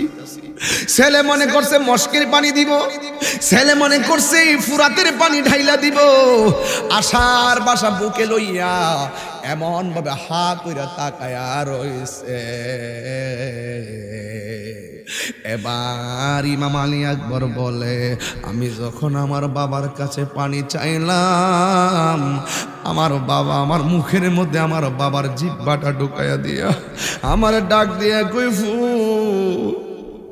ও ফুত, ফুতরে মস্কের মধ্যে পানি নাই, শুকায় গেছে, ফুরাতে পানি আছে, আনার কোনো সুযোগ নাই, নে আমার জিহ্বা থেকে যতটুকু মনে চায় টাইনা টাইনা একটু পানি খাইয়া নে।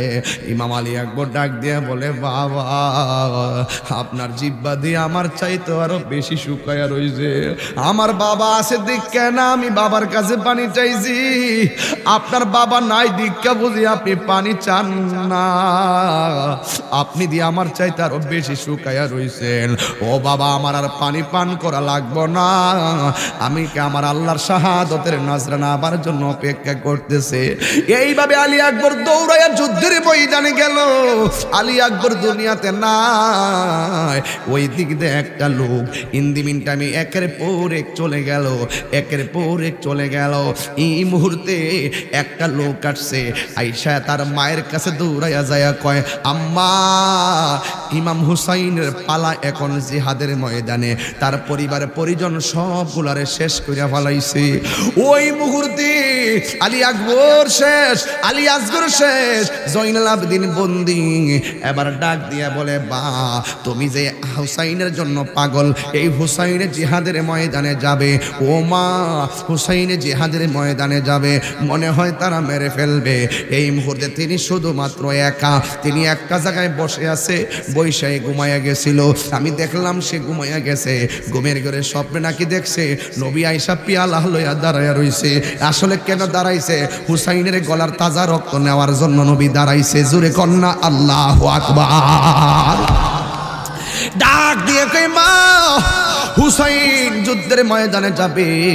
মা ডাক দিয়ে বলে, বাবারে আমি তোর কি লাগি? কই আপনি আমার মা লাগেন। কই তুই আমার কি লাগস? কই আমি আপনার পুত লাগি। তোর বিয়া করাইছি কোন দিন? কই মা পরশুদিন বিয়া করাইছেন। তাইলে আমি মা তোর অর্ডার দেই, নবীর আওলাদ বিপদে সব শহীদ হইয়া যাইতেছে, এখন হুসাইনের যুদ্ধের ময়দানে যাবে। ওই যুদ্ধের ময়দানে যাওয়ার আগে তোর হাতের মধ্যে তলোয়ারটা লইয়া তুই যুদ্ধের ময়দানে যাবি। ওই হুসাইনে যাওয়ার আগে তুই যুদ্ধের ময়দানে যাইয়া হুসাইনের পক্ষে যুদ্ধ করবি। আমি মা তোর একটা কথা বইলা দে, যুদ্ধের ময়দান থেকে একটা কদম তুই পিছনে দিবি না। একটা কদম যদি তুই পিছনে দেস, তাইলে আমি মা তোর দুধের দাবি ছাড়বো না হাসরের ময়দানে। এমন ভাবে কসম দিয়া সন্তানটারে তলোয়ার দিয়া মা দুঃখিনী পাঠাইয়া দিল। এই নতুন বধূ স্ত্রী ডাক দিয়ে কয়, স্বামী ও স্বামী গো, আপনি কোথায় যান? আমি হুসাইনের পক্ষে যুদ্ধ করতে যাই। স্ত্রী রাগ দিয়ে, আমার বড় শখ হুসাইনের দেখমু, আমি দুইটা কথা বলবো, সুযোগ দিবেননি। এবার স্ত্রীকে সাথে করে নিয়ে গেছে, নিয়ে হুসাইনের সালাম দিয়া স্ত্রীটা ডাক দিয়া বলে, হুসাইন ও নবীর আদরের দুলাল, আমার স্বামী এখন যুদ্ধের ময়দানে যাবে। আমার স্বামী যদি শহীদ হইয়া যায়, আমার সময়টা আমার শাশুড়ি এবং আমি আপনার কদমের মধ্যে আমরা স্থান পামনি। হুসাইন কোনো কথা কয় না, কারণ তার স্বামীর যেই গতি হবে, হুসাইনের যদি সেই গতি হয়, তাইলে ওরা কোথায় যাবে? এবার স্ত্রী ডাক দিয়ে, অসুবিধা নাই, এই দুনিয়ায় যদিও আমার জায়গা আপনার কদমে না হয়, তাইলে আমার স্বামী যদি শহীদ হইয়া যায়, তাইলে আমার জায়গাটা জান্নাতে আপনার পাশে আমার স্বামী সহকারে হবেনি। এই কথা বইলা স্বামীর বিদায় দিছে। এ আমার যুবক, ইমাম হুসাইনের পক্ষে যুদ্ধ করার জন্য হযরতে ওহাব কালবি চলে গেল যুদ্ধের ময়দানে। এবার যাইয়া এমন ভাবে যুদ্ধ শুরু করলেন, কিন্তু তাকে কোনোভাবেই পরাজিত করতে পারে না। একটা বিয়াদব সবাই লইয়া একটা মানুষের দিকে যদি 100 জনের ধাওয়া করে, কোনোভাবেই পারা সম্ভব না। এবার সবাই মিলে দাওয়া করছে। ইমাম হযরতে ওয়াহাব কালবি তখন যুদ্ধের ময়দান থেকে একটা কদম পিছনে দিতে চেষ্টা করছিল ডরে, কিন্তু হঠাৎ করে মায়ের কসমের কথা মনে হয়ে গেছে। মা না আমারে কইছে, একটা কদম পিছনে দিতে পারবি না, যদি মৃত্যুর ডরে, শত্রুর ডরে একটা কদম পিছনে দেস, তাইলে আমি মা তোর দুধের দাবি ছাড়বো না। এখন আমি পিছনে যাব কেমনে? কারণ মায়ের কসমটা বড় মারাত্মক ছিল। মায়ের এক দাঁড় দুধের দাম কাটিয়া গায়ের চাম, এক দাঁড় দুধের দাম,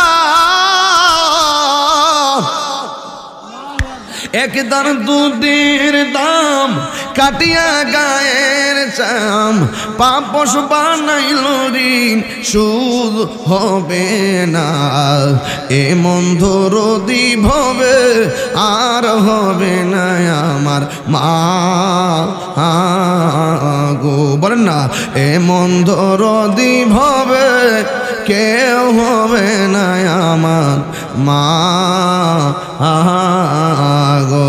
মায়ের একদার দুধের দাম কাটিয়া গায়ের চাম, একদার দুধের দাম, একদার দুধের দাম কাটিয়া গায়ের চাম, পাপস বানাইল ঋণ সুদ হবে না, এ মন্ধর দিভবে আর হবে না আমার মা গো। মার কসম বড় মারাত্মক রে বাবা। মা দোয়া করলে ওলি হইয়া যায়, মা বদুয়া দিলে ধ্বংস হইয়া যায়।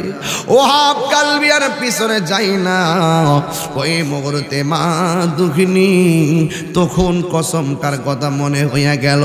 বিয়াদব রাইসা ও হাফ কালবির পিছন দিক দিয়া এমন জোরে একটা কূপ মারছে গো, ও হাফ কালবির দেহ থেকে কল্লাটা আলাদা হইয়া গেল। নাই নাই, ও হাফ কালবি দুনিয়াতে নাই। এবার বিয়াদবরা ওয়াহাব কালবির চুলের মধ্যে এইভাবে ধইরা তার কল্লাটারে তার মায়ের কাছে নিয়ে গেছে, নিয়া ডাক দিয়া কয়, এই অলক্ষণী মা, ও বেঈমান মা, একমাত্র নতুন বিয়া করছে সন্তানটারে দুধের কসম দিয়া সন্তানটারে মাইরা খাওয়াইলা, তুমি কেমন মা নিদয়া মা, নও তোমার সন্তানের কল্লা তুমি নিয়ে নাও। এই কথা বলার পরে ওয়াহাব কালবির মা মায়ের সন্তানের কাটা কল্লা যখন দেখছে, তখন ওয়াহাব কালবির মা মুস্কি মুস্কি হাসা শুরু করলেন। এই মুহূর্তে যদি আমি তাহিরি কল্লাটা বাড়িতে নেওয়া হয়, আমার মা যদি আমার কল্লা দেখে, আমার মা কি হাসবে না কাঁদবে? আর ওয়াহাব কালবির মা কেমন মা, কেমন আহলে বায়তের পাগল, ডাক দিয়া চোখের পানি না ফালাইয়া ওয়াহাব কালবির মা কল্লাটা দেখে দেখে হাসতেছে। এবার ওরা বলতেছে, তুমি কেমন মা, তুমি কল্লা দেখে কেন হাসতেছো, তুমি তো কল্লা দেখে কান্নার কথা। পৃথিবীর সকল মায়েরা সন্তানের বিপদে কান্দে, পৃথিবীর সকল মায়েরা সন্তান মারা গেলে চোখের পানি ফালাইয়া কান্দে, তুমি কেন গো এমন ভাবে না কান্দা, তুমি কেন হাসতেছো? এবার ওয়াহাব কালবির মা কি কই যাই, কি কই জানেননি? ডাক দিয়া বলে, আমি হাসবো না তো কানতামনি। কয় কেন হাসতেছো? কয় আমি এই জন্য হাসতেছি, একটু আগে আমি ছিলাম ওয়াহাব কালবির মা, এখন আমার আল্লাহ আমারে হাসরের ময়দানে শহীদের মা কইয়া ডাক দিব। এই আওয়াজে মানি না জোরে কোন আল্লাহু আকবার।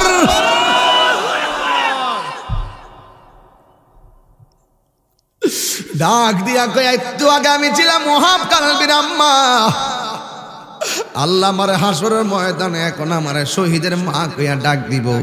এরপরে বিয়াদবরা কোনোভাবে না পাইরা কল্লাটারে তার মায়ের কাছে দিয়া গেল, ডাক দিয়া কই, ওয়াহাব কালবির মা, এখন তোমার সন্তানটারে কবর দিয়া স্মৃতিশোধ বানাইয়া রাখো, অন্তত পক্ষে মনের জ্বালা নিবাইতে পারবা। কল্লাটা যেই মাত্র হাতে নিছে, এইভাবে ঢিল মাইরা কল্লাটারে ফালাইয়া দিছে। কই এই কল্লা আমি নিমু কিল্লেগা? কই তুমি কবর বানাইয়া রাখো, স্মৃতিশোধ বানাইয়া রাখো, তাইলে তোমার সন্তানের কবর দেখা তুমি কিছু জ্বালা নিবাইতে পারবা। মা কল্লাটারে ঢিল মাইরা ফালাইলো। ওরা ডাক দিয়া কয়, কি ব্যাপার, তুমি তোমার সন্তানের কল্লাটা নির্দয়ার মতো কেমনে তুমি ঢিল মাইরা ফালাইয়া দিলাও? এবার ওয়াহাব কালবির মা ডাক দিয়া কয়, আমি কল্লা ফালাইতাম না কিল্লেগা, আমি তো আমার পোলাডারে আল্লাহর রাস্তায় দান কইরা দিলাম, দান করা জিনিস ফেরত নেওয়া যায় না। আরে এইগুলা কেমন পাগল রে, কেমন আশেক, দেখ দেখ শিক্ষা যাও। গোটা কারবালাটা ইমানি চেতনার নাম। এই জন্য ইমাম হুসাইন শেষ বেলায় জৈনবরে ডাক দিয়ে কয়, এ জৈনব, আমার সখিনারে দিককে রাখো, আমার জৈনাল রে পাইলে সান্ত্বনা দিও, কিন্তু আমার সালামটা নবী রোজাই মদিনায় পৌঁছে দিও। আমার কেউ নাই রে এই ভব সংসারে,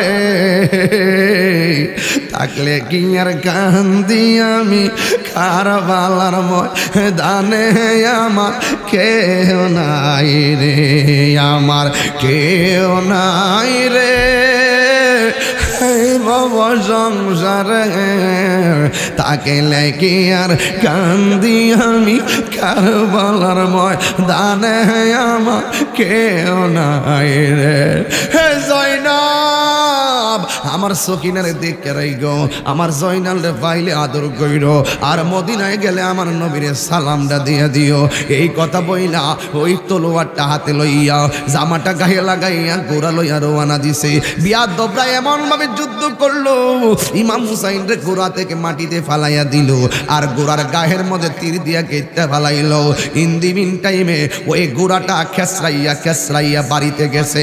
সখিনা ডাক দিয়া কয়, ফুফি আম্মা গো, আমার আব্বা দিক, আমার আব্বার ছাড়া তো কোনোদিন ঘোড়া আসে না, আজকে দিক ঘোড়াটা একলা একটা আইলো। আমার আব্বার ঘোড়া এলো, আমার আব্বা কই, ভাই বড় দন রক্তের বাঁধন। জৈনবে ভাইয়ের ঘোড়া দেখে একটা দৌড় মারছে কারবালার ময়দানে। অনেকগুলা লাশ কারবালার জমিনে ধুলাই মিশে আছে, কাহারও চেহারা চিনা যায় না, কিন্তু ওই বডির মধ্যে ওই হুসাইনের জামাটা দেখা, হুসাইনের দেখা ওই জৈনবে দেখে ফালাইলো, দেখে চিন্না ফালাইলো। ইমাম হুসাইন ওই যুদ্ধের ময়দানে পড়ে আছে। একটু পিছনে যাওয়া লাগবে বোঝার জন্য, একটু পিছনে হলো ইমাম হুসাইন রে যখন গট গোড়া থেকে ফালাইয়া বুকের উপরে বৈশা গেছে, ডাক দিয়া বলে, ও আমার বুকের মধ্যে বইস না, আমার বুকটা হাজারো বার আমার নানার সিনা মুবারকের সঙ্গে লেগেছে। জ্বালা জোড়ায় না,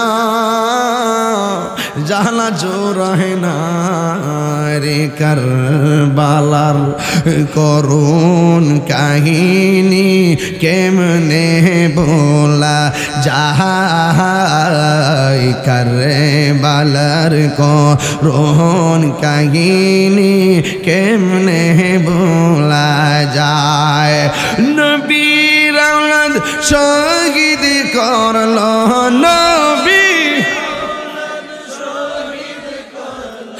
নিষ্ঠুরে যে দায় করে বালার করুণ কাহিনী, কেমনে বলা যায় করে বালার করুণ কাহিনী, কেমনে বলা যায়। ইমাম হুসাইনকে যুদ্ধের ময়দানে তীর বানাইয়া তীর কেটে ফালাইয়া এবার গলার মধ্যে যখন ছুরিটা ধরে দিবে, ওই মুহূর্তে ইমাম হুসাইন ডাক দিয়া কয়, আমার 2 রাকাত নামাজ পড়ার সুযোগ দে। দেখছেন নি, ইমাম মুসলিমও কইছিল 2 রাকাত নামাজ পড়ার সুযোগ দে।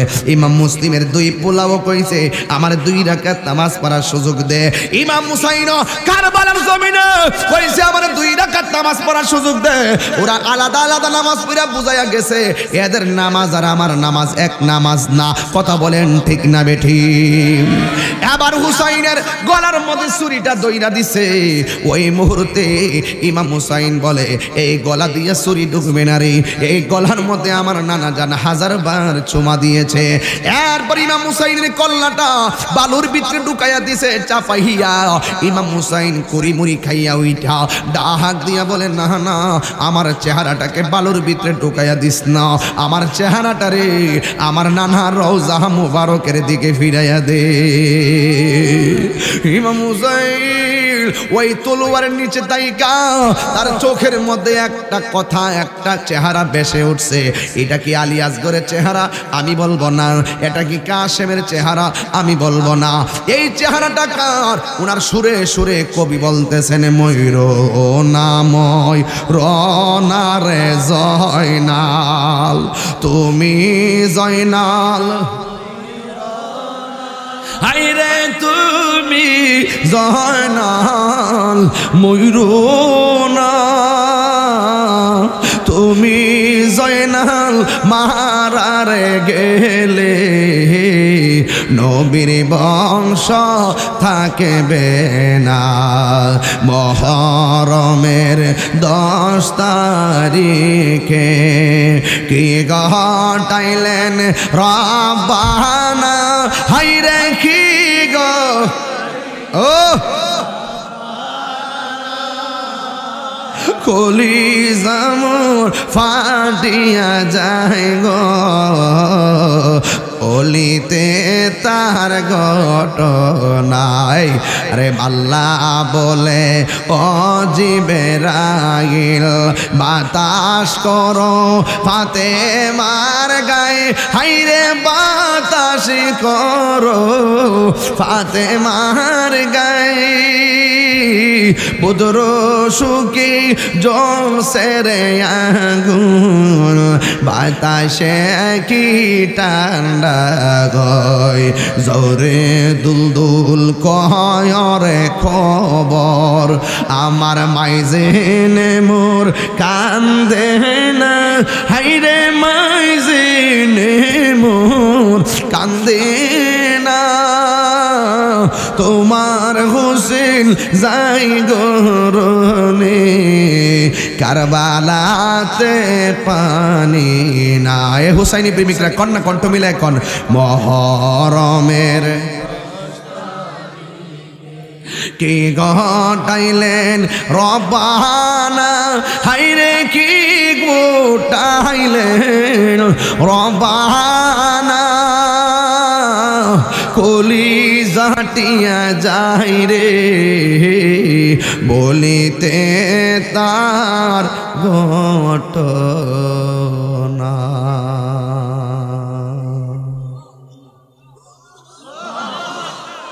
আমরা কি হুসাইনি মুসলমান না এজিদি মুসলমান? ইমাম হুসাইন কি পদের জন্য ক্ষমতার জন্য জীবন দিছে নাকি হকের জন্য? আরো জোরে কিসের জন্য? হকের জন্য জীবন দিছে। আমরাও জীবন দিতে চাই কি চাই না? প্রয়োজনের রক্ত দিব, জীবন দিব, কিন্তু হুসাইন প্রেম হৃদয়ে লালন করবই করব। কথা বলেন ঠিক কিনা? জীবন দিব কিন্তু ঈমান দিব, বাতিলের সাথে কখনো আপোষ করব। কারবালার ময়দান থেকে শিক্ষা হলো দুইটা, অন্যায়ের কাছে মাথা নত করব, আরেকটা শিক্ষা হলো তিনি কারবালার ময়দানে অসংখ্য তীরের আঘাত নিয়েও তিনি নামাজ পড়েছিলেন। এই নামাজকে কায়েম করতে হবে। এই নামাজটা হলো হুসাইনি নামাজ। ওই আদর্শ নিয়ে যারা নামাজ পড়বে এই নামাজটা হয়ে যাবে ওই যে রাসূলের দেখানো সল্লু কামা রাআইতুমুনি উসাল্লি, তোমরা এমন ভাবে নামাজ পড়ো যেমন করে আমি নবী নামাজ পড়ি। জোরে বলেন না সুবহানাল্লাহ। তাহলে আমরা হুসাইনের পক্ষে থাকতে চাই কি চাই না?